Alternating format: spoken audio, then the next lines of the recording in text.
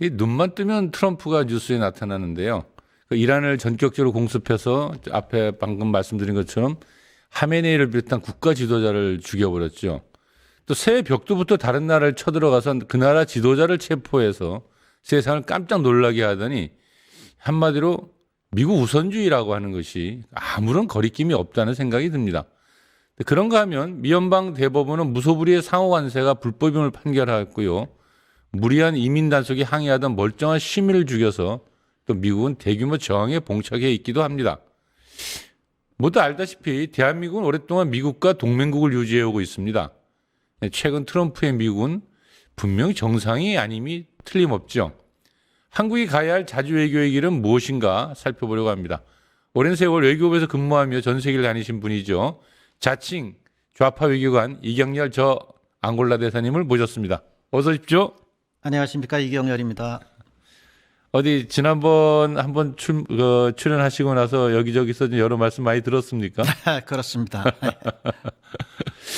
얼마 전에 보니까 이재명 대통령을 태양계 최고의 외교관이라고 지난번 말씀하셔가지고 많은 사람들이 입에 회자되었는데 책을 하나 출간하셨더라고요. 예.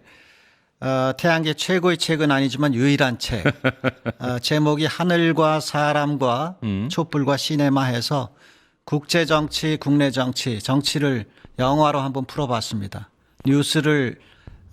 정치를 뉴스로 보면 좀 피곤한데 네. 영화로 보면 잘 보이죠. 태양계에서 유일한 책인가요? 유일할 겁니다. 유일하지 않은 게 뭐가 있겠습니까? 예, 아무튼 책은 많이 좀 나가기를 바라고요. 미국과 이스라엘 이야기 그리고 또 이란 이야기를 먼저 출발을 해야 될 것 같아요. 아무래도 지금 많은 분들이 이 얘기를 하고 있기는 한데요. 간략한 평가를 좀 해야 될 것 같습니다. 사실 트럼프가 새 벽두에 베네수엘라의 마두로 대통령을 체포해가지고 납치해가는 좀 아무도 상상도 못한 일을 했지 않습니까? 예. 그런데 지금도 이제 협상 기간을 정해놓고 한창 협상하다 말고 느닷없이 이란을 공격을 했어요. 그래서 이제 이란의 하메네이 최고 지도자가 공습으로 사망을 했고, 그리고 이란의 반격도 아주 매섭게 지금 진행되고 있는데요. 도대체가 이제 미국이 어찌 보면 굉장히 좀 무리수를 두고 있다는 느낌을 지울 수가 없거든요.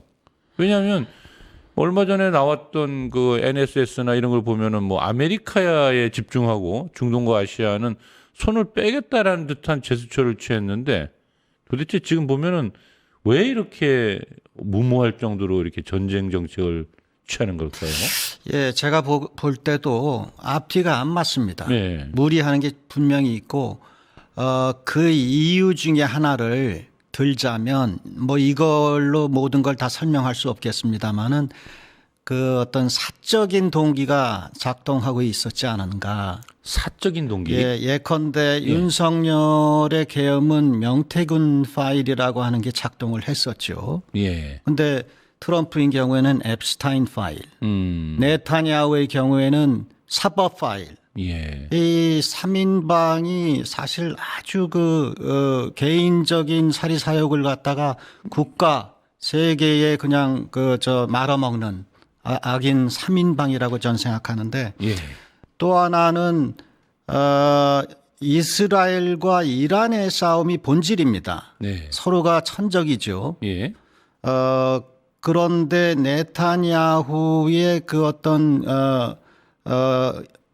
야욕, 네. 이란을 무찌르기 위한 야욕에 트럼프가 조금 말려 들어간 측면이 없지 않느냐. 네. 또 트럼프 주위에는 스티븐 밀러라든지 하워드 러트닉 상무장관이라든지 유대인들이 꽤 있습니다. 예. 그런 측면에서 그런 개인적인 측면에서도 우리가 설명을 할 수 있겠다 이런 생각이 드는데 이 핵 협상을 한참 하고 있었지 않았습니까? 예. 근데 잘 하고 있었는데 느닷없이 친 거 아니에요. 그렇다면은 핵 협상이라고 하는 게 공습의 좌표와 시점을 얻기 위한 하나의 속임수였다 이거밖에는 안 되는 거죠. 기만행위라는 거죠. 기만행위였죠. 예. 그렇지만 지금 볼 때 전체적으로 미국이 이기고 있는 상황인 거는 전투적으로는 네. 확실한 것 같은데 하메네이 그 최고 지도자가 사망한 다음부터 오늘 또 페제스키안 대통령이 국민들한테 단결하라는 메시지도 냈고 그리고 국민들이 반미 반이스라엘로 굉장히 그 똘똘 뭉친 상태가 돼 있다. 네. 이런 생각이 듭니다. 깊은 이유가 또 있는데 시간 관계상 예. 여기서 줄이겠습니다. 알겠습니다. 지금 현재 하메네이 아들이 이제 권력을 승계했지 않습니까? 승계했다고 지금 전해지는 거죠. 예. 아직 공식적인 절차는 발표는 안 됐습니다만 앞으로도 발표는 안 할 것 같습니다. 그런데 어떻습니까? 지금 이란의 현재 정치 상황은 어떨 것 같습니까? 이렇게 보면은 미국이 믿었던 것은 이렇게 하메네이를 제거하면은 그 안에서 지난번에도 그 대규모 시위가 있었다시피 그야말로 이제 다들 들고 일어나 가지고 이 현 체제를 붕괴시킬 거라고 믿었던 것 같은데 그렇습니다. 지금 안정화되고 있다고 보여집니까? 지금 하메네이 사망 후에 애도 기간을 40일로 잡은 거 아닙니까? 예. 이슬람 교리상 40일이면 최고의 대우를 하는 거고 네. 그리고 아무리 독재자였다 할지라도 또 최근에 그 반정부 시위가 굉장히 격렬했다 할지라도 그러한 성인이 사망한 다음에는 심지어 반정부 인사들까지도 지금 하나로 뭉치고 있다.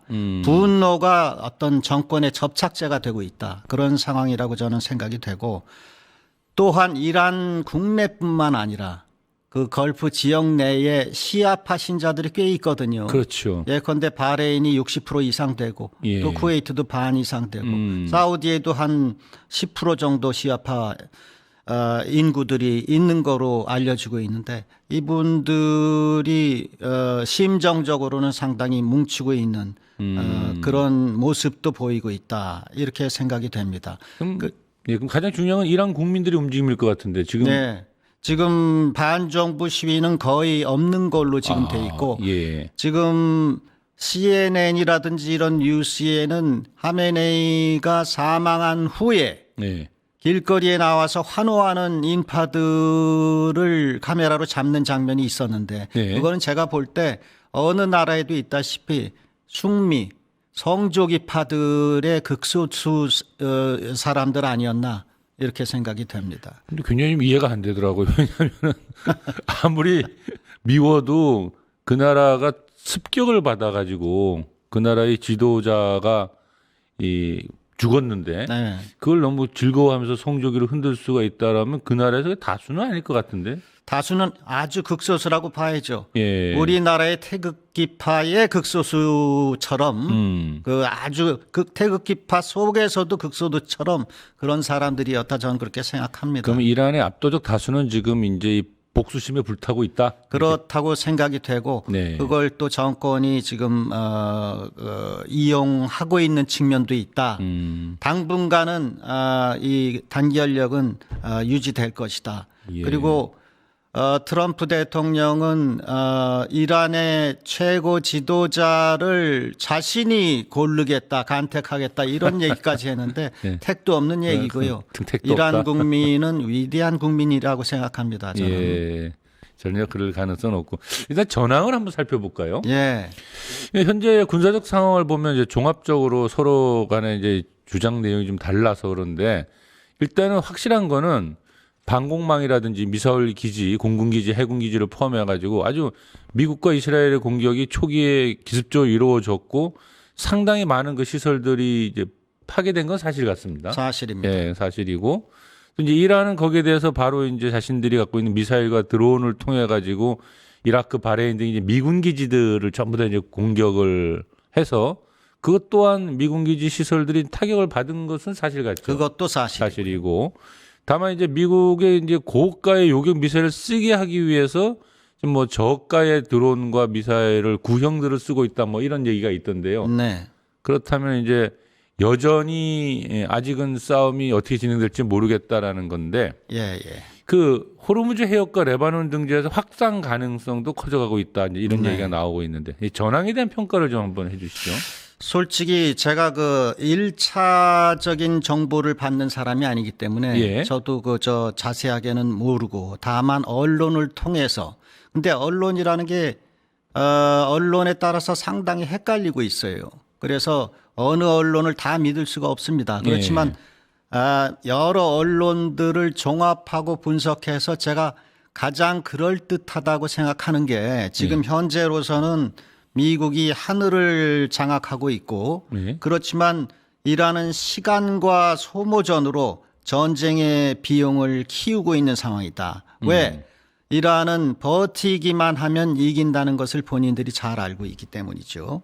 그리고 어제 보도에 따르면은 이란 지하에 저장돼 있던 미사일의 상당 부분이 파괴되었다고 그러는데 그거는 제가 볼 때 믿을 수가 없는 것 같고 하루에 400대 정도 생산 능력이 있는 샤헤드 드론이 있고 그다음에 지금까지 500에서 700기 정도의 미사일을 발사한 거로 알려지고 있는데 지금 지하에는 몇천 기의 극초음속 미사일을 포함한 무기들이 아직까지 있는 걸로 그렇게 알려지고 있습니다. 그래서 당장에는 미국과 이스라엘의 그 무기 재고를 압박해 들어가면서 어떤 결정적인 순간에 극초음속 미사일 이 주인공이 곧 나오지 않겠느냐 이런 생각이 듭니다. 극초음속 미사일은 뭐 현재의 현대과학으로서는 뭐 막을 길이 없다라고 하니까 이게 이제 쏘기 시작을 하면은 뭐 이스라엘의 아이언돔이라든지 또는 미국에 와 있는 항모 격침도 가능할까요? 가능하다고 봐야죠. 가능하다고 봅니다. 예. 예, 그게 그렇게 되면은 이제 전쟁 자체가 완전히 게임이 바뀌겠군요. 게임이 바뀌죠. 예. 다만 그 전에 미국과 이스라엘이 모종의 그 종전을 모색하지 않겠느냐 이런 생각이 듭니다만은. 그러죠. 아무튼 좀 이제 전망을 해봐야겠는데 현재 트럼프가 얘기하고 있는 지상군 투입 가능성은 그렇게 높은 건 아니죠? 거의 없다고 생각이 되고요. 예. 어제 그제 얘기에 크루드족을 활용한다는 얘기도 있는데 크루드족이 오늘 발표를 했어요. 선언을 했습니다. 이란과의 전쟁에 끌려 들어가지 않겠다. 단호하게 선언을 했기 때문에 그거는 물 건너 간 얘기고 네. 본토에서 지상군이 올 가능성은 더욱이 없고 그렇다면 해외 주둔 예컨대 주한 미군 그 보병이라든지 이게 갈 가능성이 있느냐 그것도 거의 없다고 생각합니다. 다만 해외 주둔 미군 기지에서 무기를 지금 차출해 가는 거는 있죠. 예. 한국도 포함이 돼서 패트리어트 미사일 포대 몇 개가 간 걸로 가고 있는 걸로 지금 파악이 되고 있습니다만은 거기에는 이제 포대 병력이 같이 따라가는 거죠. 다만 지상군은 아닙니다. 알겠습니다. 근데 그렇게 가는 무기를 우리나라에 갖다 놨던 거를 다른 나라와 전쟁하는데 막 갖고 가는 거 이런 거는 우리나라 정부랑 의논 안 하고 해도 됩니까? 협의는 했죠. 그래서 3일 전에 엘드리치 콜비 차관이 안규백 장관한테 전화를 했고 예. 또 그저께는 헤그세스 장관이 또 안규백 장관한테 전화해서 그런 얘기를 한 걸로 파악이 됩니다. 예. 당연히 해야 되고 다만 우리가 저는 반대를 했어야 된다고 보는데 그것까지는 못한 것이 못내 아쉽습니다. 예. 근데 아무튼 이 전쟁의 전망을 좀 해본다면 현재 미국 내에서는 반전이라 할까요? 그러니까 당시 베트남 전쟁을 할 때도 반전 시위도 많았고 반전의 여론이 높았지 않습니까? 지금도 보면은 여론조사 결과를 보니까 미국민들이 30%대의 이 전쟁을 찬성하고 압도적으로 반대율은 높은 것 같아요. 그렇습니다. 이래가지고, 베트남 전 때는 초반에는 찬성이 높았다가 압도적으로 높았었고 이라크 전 때도 90% 찬성하고 그랬었습니다. 이번처럼 25% 30% 찬성하는 케이스는 전례가 없는 케이스죠. 그럼 이래가지고 전쟁을 계속 끌고 가기가 힘들지 않습니까? 힘듭니다. 그래서 미국 의회에서도 엊그제 그 전쟁 중지 결의안을 올렸다가 상하원에서 둘 다 부결이 됐습니다. 다만 부결됐다고 그래서 그게 끝이 아니고 다시 그 한 열흘 후에 다시 시도할 것이고 또 상원에서는 그 전쟁 수권 권한에 관한 결의안을 다시 표결에 붙일 것이고 결국에는 이 한도가 있습니다. 최장의 한도라고 하는 게 전쟁 개시 60일 이내에 60일 이내에 의회의 승인을 받지 못하면 전쟁 끝내야 돼요. 아이고. 60일이면 4월 말입니다. 그러니까 그렇죠? 트럼프의 시간은 4월 말까지밖에 없군요, 지금. 그때까지밖에 없는데 그때까지 간다는 뜻이 아니고 지금 엊그제 트럼프나 백악관 대변인 얘기로는 4주 안에 끝내겠다라고 말을 또 바꿨고 제가 볼 때는 4주가 아니라 앞으로 2주 정도면은 미국이 슬그머니 글쎄요 이게 꼬리를 내린다 이렇게 표현을 할 수 있을지는 모르겠는데 슬그머니 자기네들이 이겼다 하면서 종전 내지 휴전의 모드로 들어가지 않을까. 그리고 이스라엘도 마찬가지입니다. 그렇다면 이게 좀 그렇지 않습니까? 원래 그 미군이 지상군을 투입하지 않는 한 이란 정부 전복은 불가능할 것이고 네. 이란은 그 버티면 계속 시간을 끌면 미국은 답답해지고 빨리 이 전쟁을 오랫동안 끌 수 없는 전쟁인데 그렇습니다. 자기 혼자 슬그머니 알아서 우리는 이겼다 딱 선언하고 그냥 빠져나가는 그렇습니다. 일단 그 최고 지도자와 그 국경 수비대, 네. 혁명 수비대 그 지도부들을 상당히 많이 제거를 했고, 예. 그다음에 지금까지 주장하는 게 핵무기 시설 지하 벙커들을 다 괴멸시켰다. 네. 이렇게 하고 있으니까 그걸로도 충분한 거죠. 그래서 이코노미스트 같은 데에서도 지금 당장 그렇게 승리를 선언하고 나가는 게 가장 최선의 길이다. 이렇게 입을 모으고 있는 그런 사람들이 많습니다. 이란의 입장에서는 근데 그걸 그렇게 두고 보지는 않을 것 같은데요. 미국이 협상을 제안해 올 때 이란으로서는 협상을 거부할 가능성이 많습니다. 그렇죠. 다만 전쟁을 안 하고 나간다는데 이란이 끝까지 이스라엘을 계속 때릴 가능성이 있을지 없을지 그건 모르겠습니다.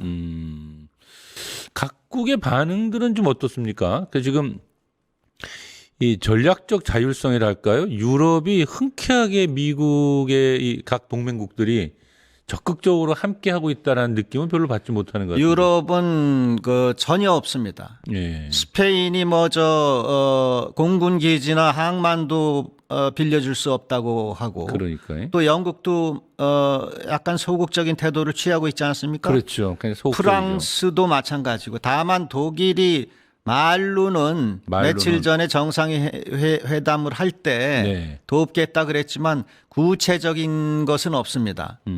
그래서 지금 미국은 소위 얘기해서 이스라엘하고만 협력 관계를 유지하고 있을 뿐 심지어 걸프 지역 내에 이란의 공격을 받는 국가들로부터도 네. 완전한 지지를 못 받고 있는 형국이다. 오히려 손가락질을 받고 있지 않느냐. 너희들 때문에 호르무즈가 막히고 우리가 기름도 못 팔고 우리 국토가 이란으로부터 공격을 받고 있다 하면서 미국 탓을 하고 있는 그런 형국이다 이렇게 볼 수가 있습니다. 예. 중국과 북한의 이 아주 강한 톤으로 미국을 규탄했는데 네. 이들의 움직임이 따로 있습니까? 아직은 없습니다만은 중국은 부글부글 끓고 있을 것으로 저는 짐작을 합니다. 예. 왜냐? 이게 이란이 첫 케이스가 아니라 베네수엘라도 사실은 중국의 남미 교두보였거든요. 가장 친한 나라였는데 하루 아침에 그냥 정권을 날리지 않았습니까? 그렇죠. 예. 그러면서 미국은 베네수엘라의 친미 정권을 세우면서 중국의 영향력을 지워 나가려고 하고 있는 겁니다. 그렇죠. 이 이란도 마찬가지거든요. 이란하고 중국의 관계는 최상의 관계거든요. 네. 이란의 석유의 80%를 중국이 가져가고 중국이 수입해오는 석유의 15%가 이란산입니다. 예. 그리고 이란하고 중국과의 관계는 4년, 5년 전에 맺어놓은 전략적 동반적 관계가 있어요. 거기에 군사 협력도 있고 다 있습니다. 예. 중동 내에 이란은 중국이 또 애지중지하는 브릭스의 아주 귀중한 회원국이에요. 그렇죠. 그렇지 않습니까? 그래서 미국은 아까 제가 그 깊은 얘기, 이란 전쟁이 깊은 이유가 있다고 말씀을 잠깐 지나가면서 드렸는데 그게 예. 바로 중국을 중국이군요. 겨냥한 측면도 상당히 있다. 저는 그렇게 분석을 어찌 보면 합니다. 그게 본질 같은데요, 느낌이. 상당히 그 가능성이 있고 그죠. 거기에는 좀 이따 말씀을 또 하시겠습니다마는 서해상에서 미중이 훈련기 전투기들이 대치한 사건도 있었죠. 그것도 연결이 된다 이렇게 볼 수가 있어요. 그럼 그건 뒤로 한번 돌리겠고요. 우리 이제 한국 정부에 대한 얘기를 잠깐 해야 되는데 미국과 이란이 이제 전쟁을 공개적으로 지지한다 뭐 이런 표현을 하지는 않았어요, 우리 정부가. 아예 안 했습니다. 예, 전혀 하지 않았고 외교적 해결을 촉구한다. 그렇습니다. 우리 교민보호에 예. 집중한다. 그거 상당히 입장을 잘 낸 것이죠. 현실적으로는 그 이상의 낼수 입장이 있는 나올 수가 방법이, 있겠습니까? 예, 미국을 규탄할 수는 없고. 근데 이 전쟁이 장기화되는 걸 미국은 싫어하는데 장기화만 된다면 말이죠. 예. 만약인데 우리에게도 뭔가 행동을 좀 강요하지 않을까요? 그러니까 이제 이것도 그 만약을 가정해 가지고 얘기하면 한도 끝도 없는데 지금 당장 행동을 요구받고 있는 게 주한미군의 무기 차출 아니겠습니까? 지금 저 수송기가 한 6대 들어와서 오산에서 이미 한두 대는 알래스카로 해서 지금 그 중동으로 향한 것으로 알려지고 있고 나머지 4대도 주말을 이용해 가지고 패트리엇 포대를 가지고 갈 거로 알려지고 앞으로 또 에이테크음스라고 하는 이 저 지대지 미사일도 가져간다는 얘기도 있고 예. 다만 이 우리가 염려하는 게 이제 한국군의 그 파병 요청인데 예. 그거는 미국이 그 지상군을 넣은 다음에 요청을 해야지 말이 맞지 않겠어요? 그렇겠죠. 걔네들은 넣지 않으면서 우리를 넣을 수는 없는 문제 아니겠습니까? 그렇죠. 근데 예. 지상군이 갈 가능성이 거의 제로라고 생각하기 때문에 거기까지는 아직까지는 않을 것이다. 않을 것이고 그 염려할 것까지는 없지 않느냐 예. 시기상조 아니냐 이렇게 생각을 합니다. 지금 이제 많은 분들이 이런 얘기도 하세요. 뭐냐면 이란이 결국 핵과 미사일로 완전 무장을 하려고 했을 때 미국이 결국 때리지 않느냐 해서 떠오르는 게 이제 이 북한이 있단 말이죠. 우리는. 예, 그러다 보니까 얼마 전에 안철수 그 국민의힘 국회의원 같은 경우는 아주 황당한 발언을 했는데 이란 다음에는 이제 북한이다 이렇게 얘기를 하면서 그 김정은 제거 작전, 그러니까 참수 작전 같은 강력한 대응도 준비해야 된다. 뭐 이런 식의 발언을 해가지고 많은 사람들의 논란을 일으켰는데요. 사실 그 이 대통령은 이제 한반도의 평화와 안정을 불안하게 만들어서 무슨 이득이 있냐 이렇게 하면서 비판을 했죠. 어떻습니까? 지금 이런 전쟁이 났을 때 이런 발언들이 막 나오는 것에 대해서 이게 그 저 참수 작전이든 뭐든 간에 전쟁이 난다는 건데 전쟁이 나기를 바라는 겁니까? 그 전쟁이 나면은 그 저 나라 전체가 감당해야 될 재앙이 아니겠습니까? 그러니까요. 근데 그 책임 있는 정치인으로서 그런 발언을 그 서슴없이 하는 사람이 저는 저 궁금해요. 그런 사람이 어떻게 윤석열 탄핵에는 찬성했는지 말이죠. 그 정도로만 얘기하고 싶습니다. 이게 시간이 아까워서 말이죠. 알겠습니다. 제가 봐도 뭐 정상적이지 않은 것 같은데, 이제 우리 요 문제를 요 정도로 접고 좀 이쪽 우리 국내 쪽으로 좀 돌아와야 될 것 같아요. 네. 그 올해 프리덤 실드, 그러니까 한미 연합 훈련이 예상대로 이제 진행이 또 되지 않습니까? 상당히 좀 축소하자, 연기하자 여러 가지 말이 많았지만.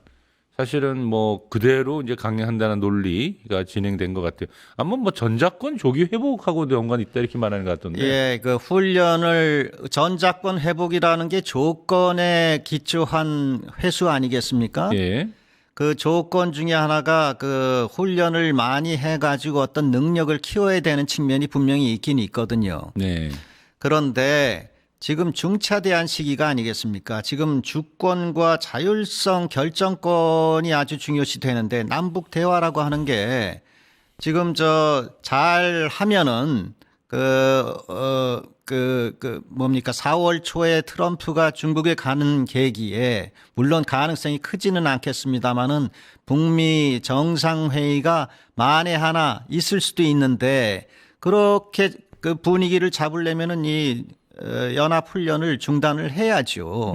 그런 중차대한 시기에 그거를 끝내 반대하지도 못하고 어쩔 수 없이 미국의 주장대로 예정대로 3월 9일에서 19일까지 열흘 동안 한다는 게 참 안타깝게 저는 생각을 합니다. 그러게요. 사실은 우리가 그 훈련의 갑이에요. 우리가 예컨대 우리가 안 하겠다. 어떻게 할 거예요? 그렇지요. 그렇게 결기와 의지를 가지고 당당하게 주장을 했어야 된다. 저는 이렇게 생각하는데 좀 답답합니다. 제가 현실을 너무 모르는 건지 아니면은 우리 정부가 의지가 너무 없는 건지 좀 답답한 생각이 듭니다. 한미 연합사가 존재를 하고 있는 한 훈련을 해야 된다 뭐 이런 건 아닌가요? 그런 거 아니죠.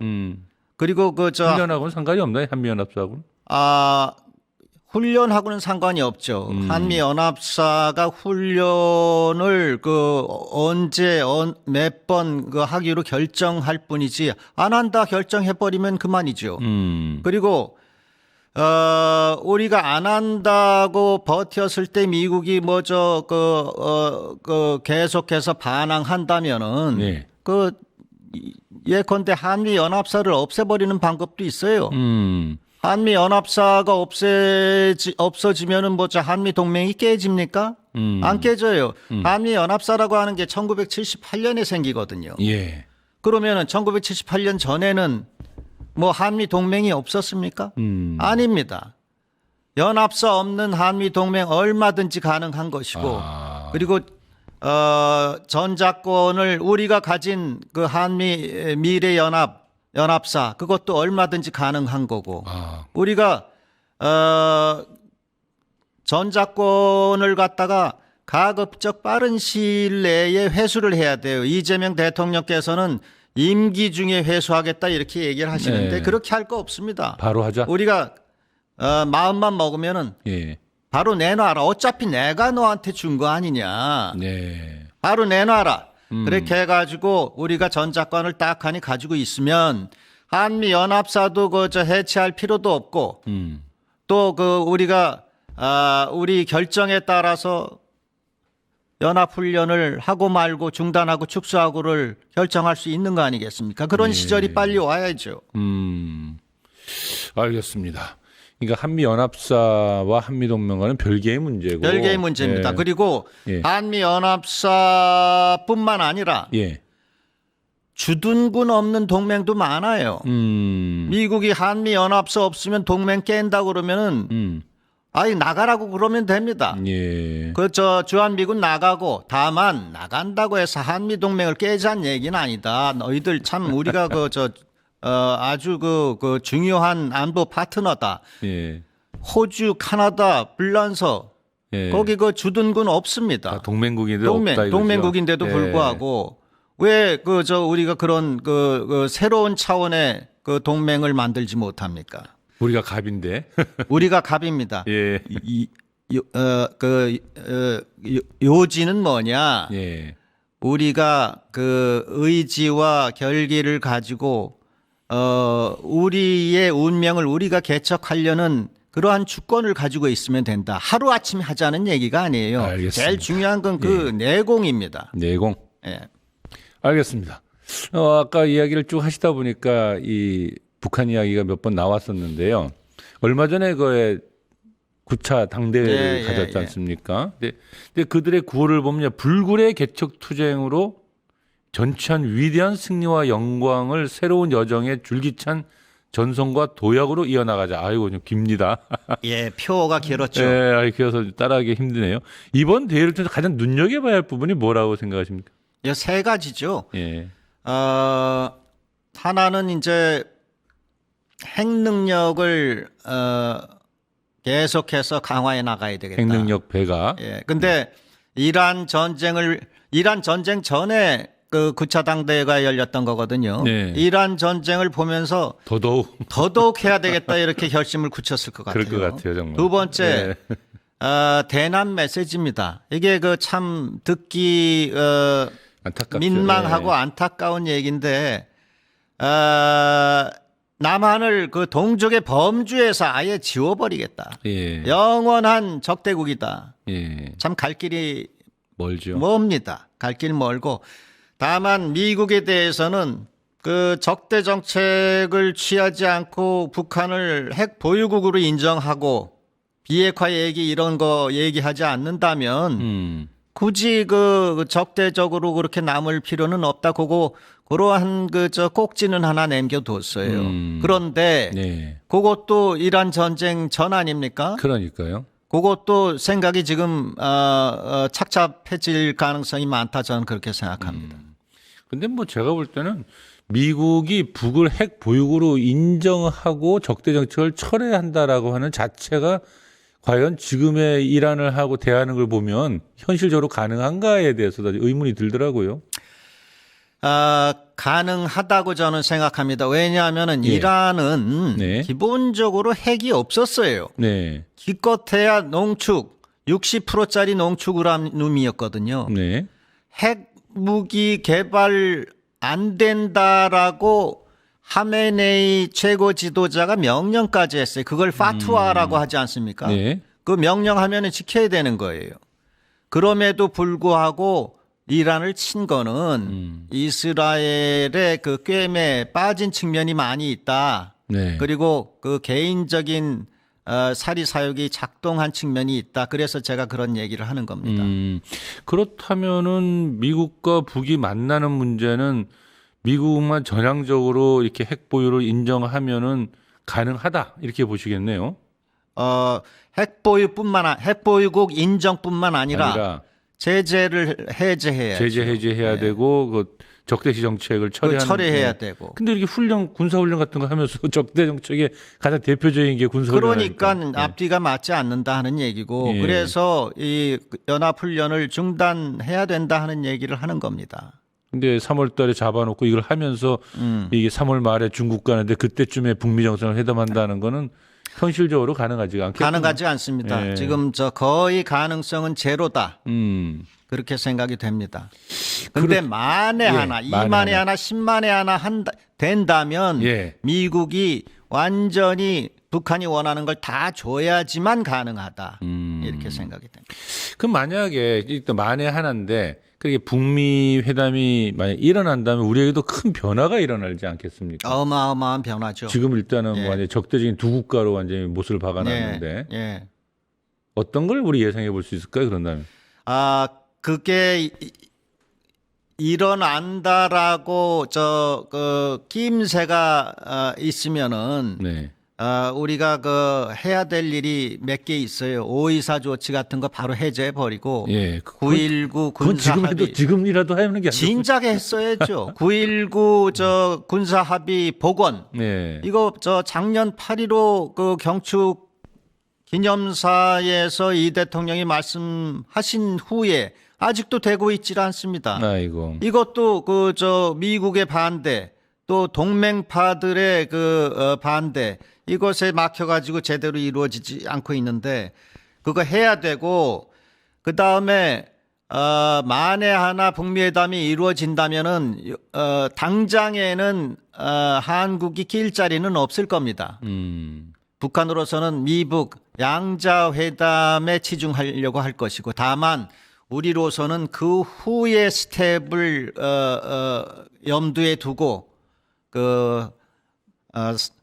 사자회담이라든지 그다음에 그 후에 군사훈련 중단이라든지 이런 거를 착실히 하나씩 해나가는 수밖에 없어요. 근데 이재명 대통령이 이제 이미 취임한 지가 6개월이 훨씬 더 넘어서 지금 이제 뭐 1년으로 이제 다가가고 있는 이제 조건인데 네. 이런데도 5.24 조치라든지 9.19 군사 합의 복원 이런 게 지금 안 이루어지고 있고 안 이루어지고 있어요. 그래서 선생님께서 이제 태양계 최고의 외교관이라고 말씀하셨는데 지금이야말로 이런 시기에 전쟁까지 터전 마당에서 이재명 대통령의 외교 전략이 필요한 시점 같은데요. 예, 그렇습니다. 사실 그 태양계 최고인데 지구에서 일어나는 일 정도야 그냥 한 큐에 해결할 수가 해결해야 있는 되는데. 거죠. 더군다나 예. 대통령만 그 태양계 최고가 아니라 우리 민족 집단으로서의 우리 민족은 네. 제가 볼 때는 이 대통령보다 더 뛰어납니다. 그 네 가지 요인이 있어요. 첫 번째 똑똑합니다. 우리 민족은 똑똑하다. 머리가 대단해요. 오. 그 이유는 두 가지가 있어요. 하나는 한글. 한글이 똑똑한 글자거든요. 예. 이 생각을 자유롭게 만듭니다. 네. 두 번째 바둑이에요. 바둑 세계 최고 아닙니까? 바둑은 전략 게임이에요. 예. 그러면은 자유로운 생각의 전략까지 합쳐지면은 미래의 AI 시대의 주인공이 될 수밖에 없죠.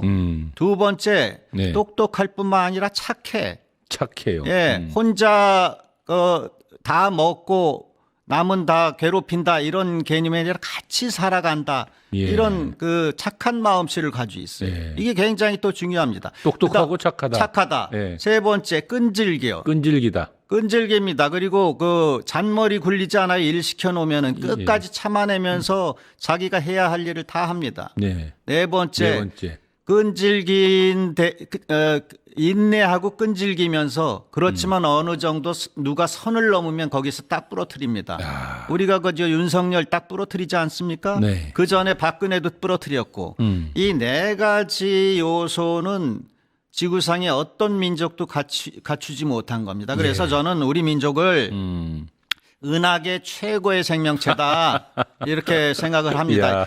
국뽕이 아니라 예. 제 얘기의 핵심은 예. 우리 저 태양계 최고의 외교관과 예. 은하계 최고 생명체 우리 민족이 만나서 예.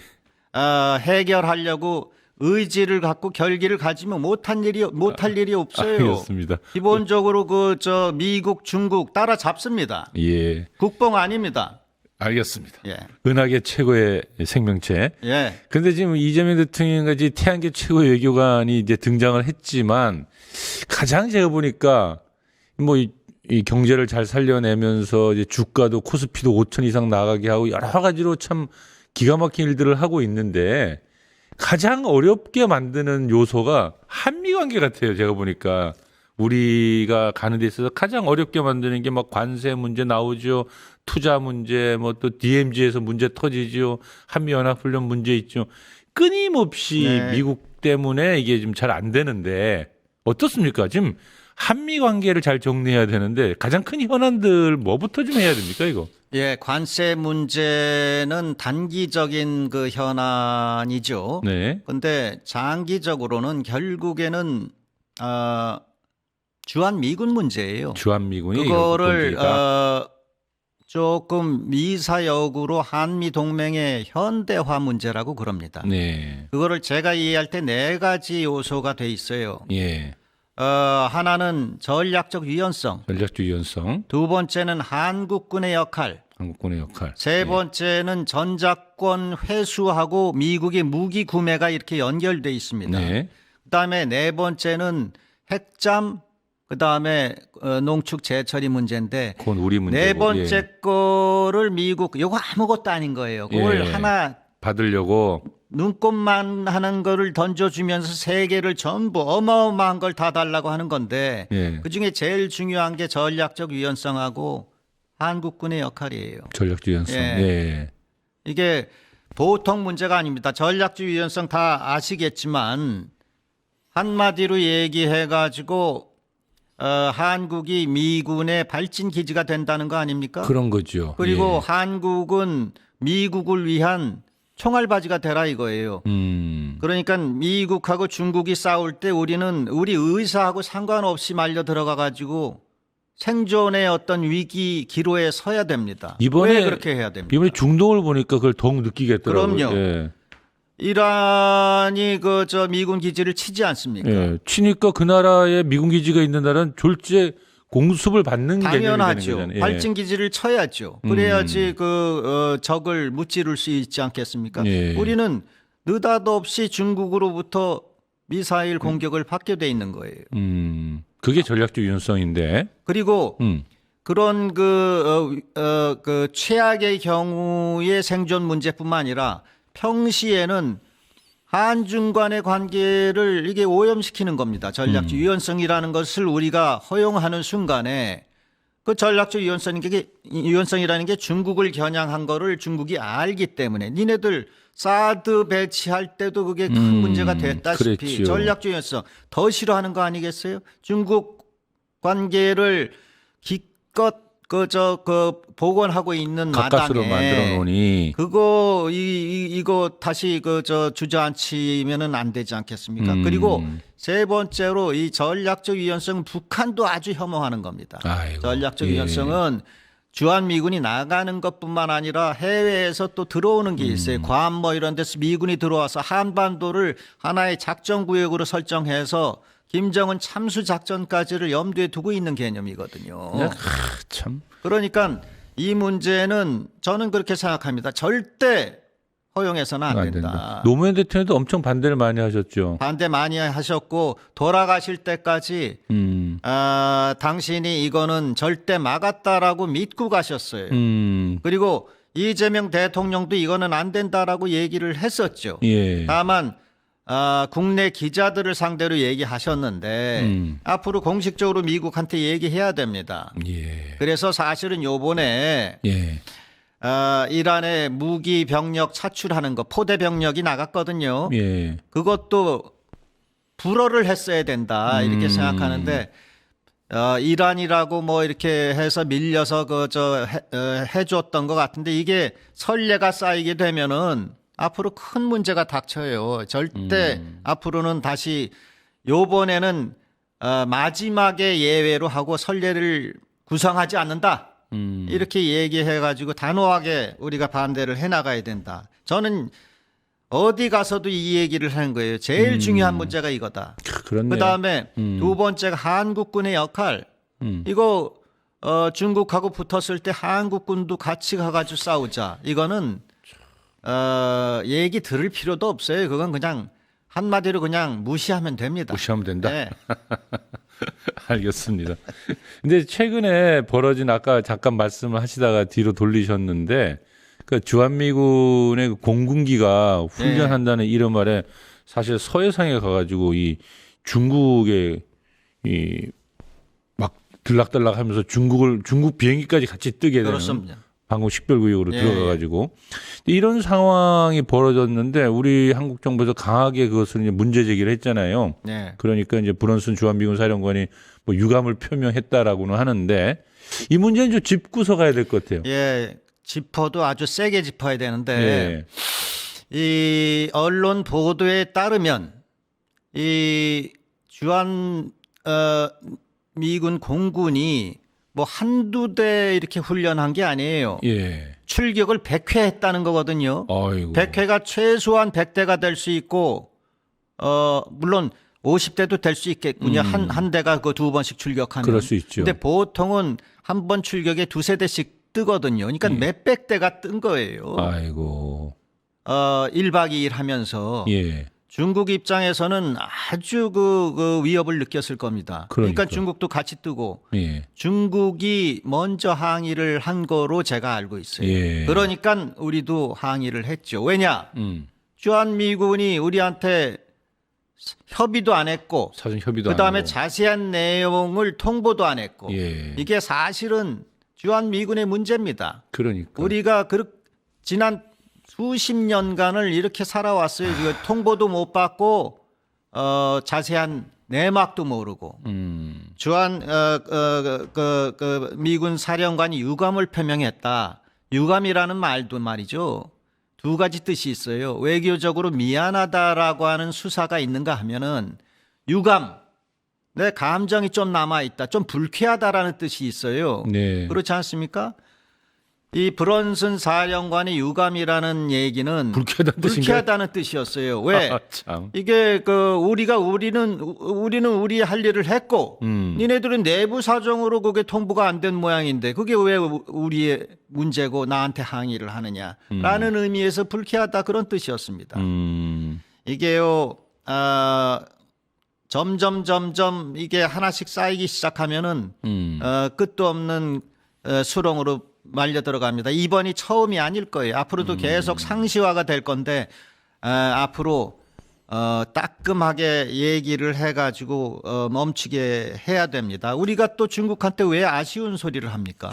그러니까 이게 오늘 이야기의 전체적인 맥락이 결국 이제 미국과의 관계에 있어서는 결국 미군의 문제군요. 그렇습니다. 그래서 저는 이번 요 대목에서 네. 브런슨 사령관한테 경고를 하나 하겠습니다. 예, 경고. 미스터 브런슨, 예. don't do 경고망동. 아니면 go home. 그럼 돈투 경고망동은 영어로 안 되는군요. 안 됩니다. 예, 오늘 뭐 얘기를 대충 여기서 좀 마무리를 해야 될 것 같은데요. 예. 실제로 우리 오늘의 전체 이야기는 이제 한미 관계에 있어서 결국 미군이 지금 저기 전쟁을 치러도 저희 전체의 문제가 되고 중국과 이렇게 갈등을 일어나도 또 우리의 문제가 되듯 계속 미국 때문에 우리의 문제가 벌어지는데 그 핵심은 미군에 있다라는 말씀이십니다. 그 얘기를 마무리로 좀 이렇게 이재명 대통령이 이제 태양계 최고의 외교관인데 이 문제를 어떻게 풀어나가는 게 좋을지 좀 마무리 발언을 해주시면서 정리해야 될 것 같습니다. 결국엔 우리의 마음가짐이라고 자꾸 제가 누차 강조를 합니다. 이 한미 동맹이라고 하는 것은 국익의 수단이지 절대적 가치를 갖는 게 아니거든요. 미국은 하느님이 아니에요. 한미 동맹은 우리 헌법 위에 있지 않습니다. 이란이 말이죠. 그까지 농축 우라늄을 지키려고 미국하고 전쟁하는 거 아니거든요. 자존, 자율, 그리고 자주 그것이 답입니다. 감사합니다. 아이고, 감사합니다. 오늘 수고 많이 하셨고 얘기 여기서 좀 마쳐야 될 것 같습니다. 미국의 정밀 타격이 이란 지휘부를 제거할 수는 있어도 그로 인해 재생산되는 항미 성전의 서사는 이란의 정치적 승리를 불러올 듯합니다. 영토를 점령할 수는 있어도 죽음을 두려워하지 않는 신념까지 점령할 수는 없기 때문이죠. 전쟁이 장기화될수록 이것은 더욱 확고히 드러날 것으로 보여집니다. 거대한 성처럼 견고해 보이던 미국은 이제 황혼으로 접어들어가고 있지요. 우린 역사를 통해 강력한 패권이 무너지고 세계사적 질서가 변동을 일으키는 시기에 반드시 전쟁이 뒤따랐던 것을 기억하고 있습니다. 최근 미국의 모습은 결국 패권 몰락으로 가는 길임을 보여준다 하겠죠. 막 나가는 미국 앞에서 오랜 동맹국인 우리의 깊은 고심과 현실적 판단이 요망되는 때인 듯 합니다.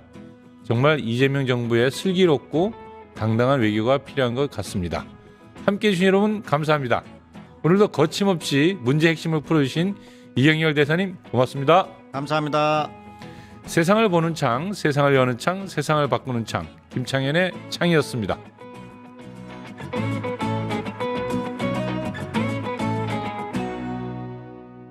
유튜브 구독하고 실시간 채팅과 댓글을 남기시면 매일매일 7,000TTCO를 드립니다. 참여 방법은 통통물 어플을 다운로드하고 회원가입과 로그인을 해주세요. 마이페이지에서 나의 회원 고유 번호를 복사해주세요. 유튜브 구독 후 실시간 채팅이나 댓글창에 고유 번호를 한 번만 입력하면 준비 끝! 지금 유튜브 채팅과 댓글 쓰기 참여하고 7,000TTCO 받아가세요.